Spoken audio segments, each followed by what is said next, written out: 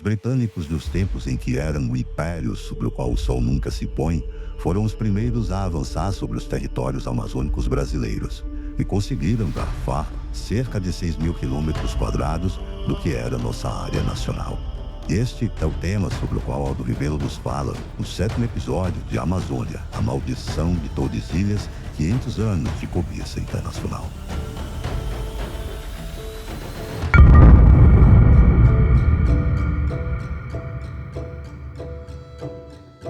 Há 2 episódios que são esclarecedores, são pedagógicos e educativos no sentido de esclarecer a agressividade das potências coloniais na tentativa de disputar o espaço da Amazônia, em primeiro lugar com Portugal, mas depois com o Brasil.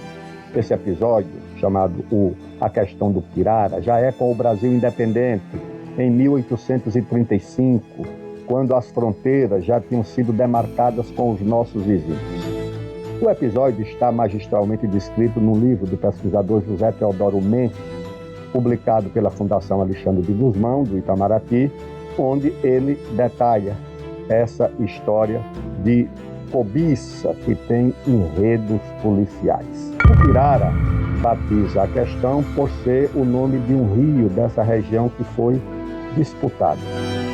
Os ingleses, ou seja, a Guiana inglesa, não tinha acesso à bacia do Amazonas. Os rios que corriam na Guiana corriam no sentido do Atlântico e nasciam naquele maciço conhecido como Maciço das Guianas. Como não havia meio de locomoção ou de transporte que não fosse pelos rios, o rio era fundamental para o Império Colonial deslocar as suas tropas, as suas mercadorias ou os seus recursos. E a Inglaterra queria que a Guiana tivesse acesso à bacia do Amazonas. Como não tinha, armou o seguinte estratagema. Primeiro convocou um pesquisador, um geógrafo alemão naturalizado inglês, Robert Schomburgk. Esse pesquisador recebeu uma missão da Sociedade Geográfica Britânica, que era uma espécie de ONG financiada pelo governo inglês, mas que não deixava o rastro da ação oficial do Império Britânico. Então, Robert Schomburgk foi contratado pela Sociedade Geográfica Britânica, mas a indicação de que era uma missão oficial ficou porque o primeiro-ministro da Inglaterra, Lord Palmerston, foi quem pediu o passaporte para a viagem do pesquisador alemão naturalizado inglês. O passaporte foi concedido, Robert Schomburgk veio para a Guiana inglesa, de lá adentrou o território do Brasil. O Brasil já era um país independente, isso foi em 1835, as fronteiras já estavam demarcadas, mas ele deslocou-se para essa região do Rio Pirara, fez um mapa, entregou à Sociedade Geográfica Britânica com a seguinte informação: se vocês querem ter acesso à bacia do Amazonas, vocês têm que tomar conta ou que se apropriar dessa área do Brasil. Pois bem, em seguida, quando Robert Schomburgk terminou seu trabalho e voltou para a Inglaterra mandou uma missão religiosa. O líder religioso Thomas Young veio para esse lugar indicado pelo geógrafo Robert Schomburgk. Ali ele catequizou os índios, permaneceu sem permissão do governo brasileiro, e quando o governo brasileiro soube, o governador do Pará mandou uma tropa para retirar essa missão religiosa que estava ali sem permissão do governo brasileiro. Essa área ficou sob litígio dos idos de 1835 até o começo do século XX, quando o Brasil aceitou a arbitragem indicada pelo rei da Inglaterra. A arbitragem era para ser decidida pelo rei da Itália, rei Vítor Emanuel. O que o Brasil não sabia era que o rei da Itália já estava composto com a Inglaterra. Quando houve a partilha da África, cada império colonial pegou um pedaço, a França, a Inglaterra, a Alemanha, a Holanda, e a Itália também recebeu seu quinhão. que foi a antiga Abissínia, atual Etiópia. E o rei da Itália ficou muito grato ao rei da Inglaterra. E quando fez a arbitragem, um laudo de 2 páginas, um laudo muito mal feito, deu a maior parte da área que pertencia ao Brasil, ele deu à Inglaterra. O resultado é que a Inglaterra passou a ter acesso à bacia do Amazonas, a bacia amazônica. O Brasil perdeu uma parte do território e, novamente, a prática da pirataria, dessa vez em terra e não em mar, foi o recurso usado pelo Império Britânico para aumentar os seus domínios. O Brasil tinha como delegado, como embaixador, como representante, um diplomata de grande qualidade, de grande inteligência, que era o Joaquim Nabuco, que esperava ganhar essa questão porque era, de fato, muito evidente que cabia razão ao Brasil.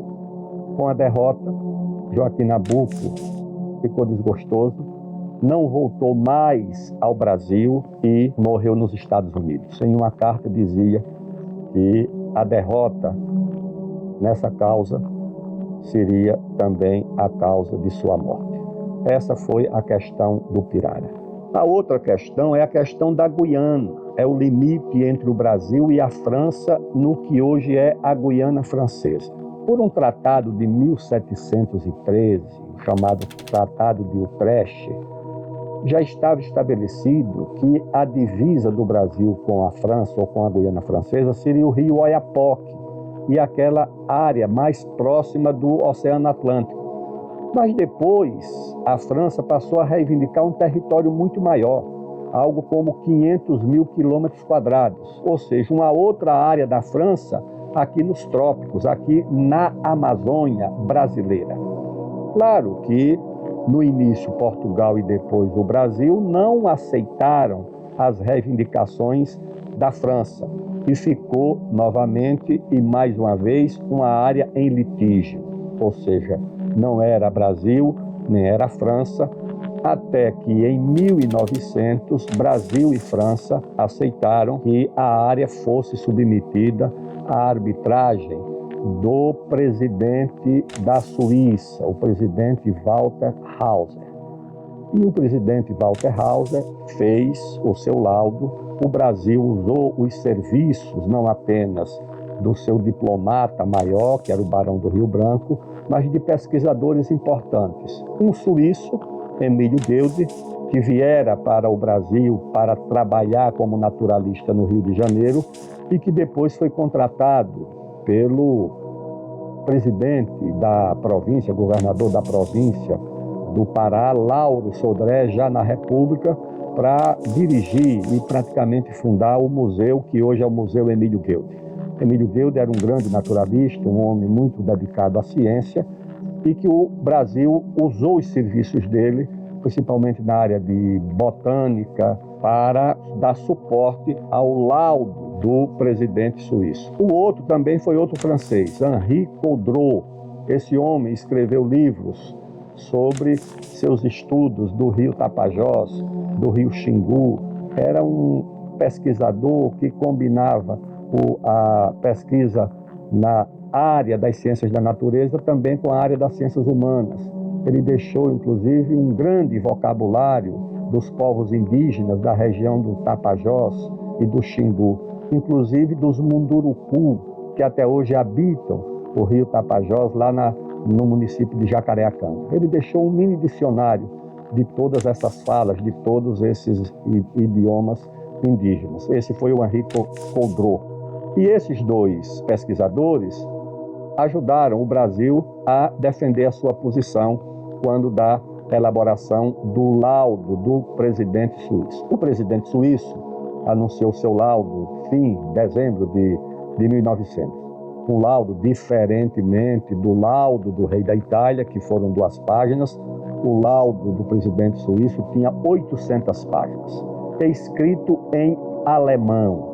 Quando eu soube nas minhas leituras que o laudo tinha sido escrito em alemão, eu desconfiei que esse presidente suíço fosse da área da Suíça de língua alemã, que tem lá de língua italiana, francesa. Os suíços falam 3 ou 4 idiomas no país. Eu digo, então, esse laudo provavelmente não poderia ser favorável à França. Um laudo de 800 páginas escrito em alemão. E, de fato, o laudo do presidente suíço deu 100% de razão ao Brasil. Nenhum território, nenhum palmo reivindicado pela França foi dado pelo laudo do presidente suíço. O Brasil ganhou a causa definitivamente. O Barão do Rio Branco foi transformado numa espécie de herói, saudado no Senado por Rui Barbosa como um grande brasileiro, e a vitória do Brasil na questão da Guiana Francesa consolidou um território imenso para o Brasil. Quem olha hoje no mapa vê que a Guiana ficou com a parte além da fronteira do rio Oiapoque, ou seja, ao norte do rio Oiapoque, para o sul do rio Oiapoque. Isso ficou para o Brasil, e aquilo que a França reivindicava, que era um território até quase a fronteira de Roraima, não foi concedido. Isso tudo ficou como parte do Brasil.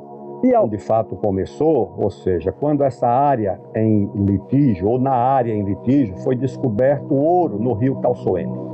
E quando esse ouro foi descoberto, naturalmente despertou ainda mais a cobiça dos franceses e dos brasileiros. E um descendente ou um remanescente dos cabanos, Francisco Xavier da Veiga Cabral, o Cabralzinho, imediatamente ocupou a área. A França manda uma tropa para recuperar a área ocupada pelos brasileiros do Veiga Cabral, do Cabralzinho, que hoje é figura lá no Panteão dos Heróis da Pátria, proposto por um senador do Amapá. E chega a tropa francesa, comandada pelo tenente Lumière. E há uma batalha com mais de 100 mortos, e entre os mortos está o tenente francês. O Brasil passou a temer que a França decidisse resolver a parada pela força militar. A diplomacia brasileira chegou a procurar a Inglaterra, chegou a procurar os Estados Unidos para demover a França do uso da força na questão do Amapá. Finalmente, a França não usou a força, aceitou a arbitragem do presidente da Suíça, que foi completamente favorável ao Brasil. Cabralzinho é hoje um herói no Amapá e pode se considerar também um herói brasileiro, porque decidiu resistir e ocupar uma área que era, pelo tratado anterior, presumivelmente brasileira, e termina que o Amapá se consolida como parte do território do Brasil, a partir da fronteira com o rio Oiapoque, e as reivindicações francesas que alcançavam parte do estado do Amazonas e parte do estado do Pará foram decididas e eram brasileiras, ou seja, o Brasil deve, portanto, a sua diplomacia e a combatividade desses sertanistas e sertanejos liderados por Veiga Cabral, a presença em seu território dessa área disputada com a França.